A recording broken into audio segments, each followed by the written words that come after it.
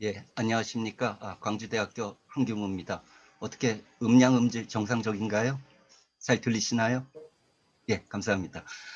먼저 제 토론문만 자료집에 빠져 있습니다. 제가 좀 늦게 보내드려서 발표자에겐 보내드렸는데요. 이 점 사과드리고요.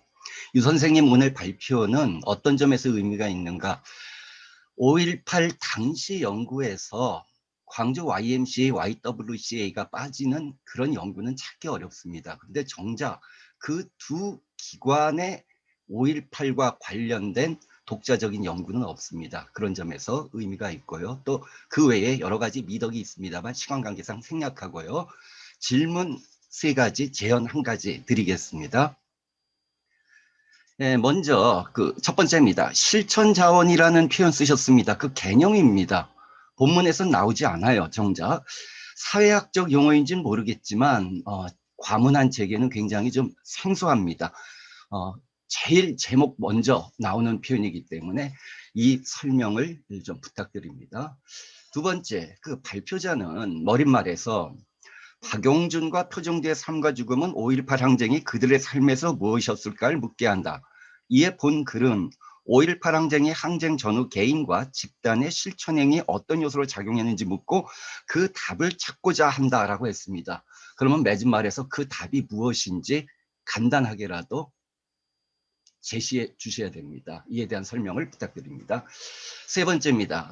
어떤 기관이 어떤 운동에서 어떤 역할을 했는가 여러 가지 측면에서 살펴볼 수 있겠습니다만 저는 5.18 당시 이 두 기관에 있어서는 두 가지가 중요하다고 봅니다.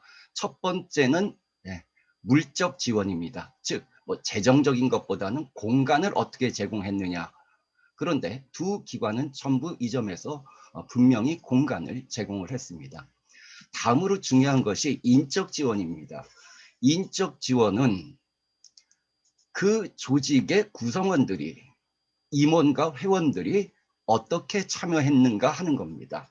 예, 조직이 중요합니다. 그런데 임원의 경우에는 다시 두 가지로 나눠질 수 있습니다. 회장단이 있고 이사진이 있습니다.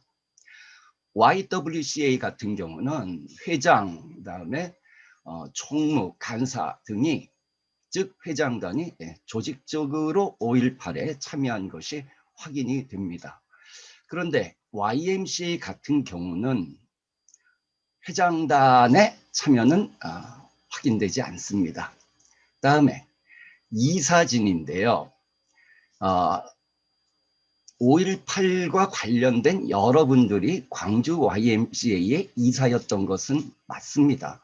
그런데 과연 그분들이 이사의 자격으로서 참여한 것인지 대략 당시 이사진의 한 4분의 1 정도가 참여하셨는데 저는 만약에 광주 YMCA에서 회장단과 이사진 차원에서 참여하거나 어떤 행동을 보여준 것이 아니라면 그것이 꼭 필요한 건 아닙니다만은 조직으로서 광주 YMCA가 5.18에 어떻게 참여했는가를 생각할 때 좀 그 부분은 저희가 고려를 해야 될 것 같습니다. 저도 이 부분에 대해서 조금 오래 공부를 좀 해봤는데요.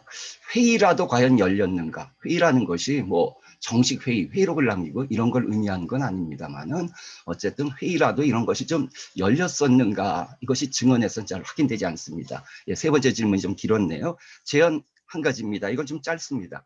지금 본문을 보면 YMCA, YWCA가 같은 묶음으로 가고 있습니다. 공통점이 분명히 있었을 겁니다. 예, 차이점 분명히 있습니다. 나중에 논문으로 정리하실 때는 이 차이점 좀 정리를 부탁드립니다. 이상입니다.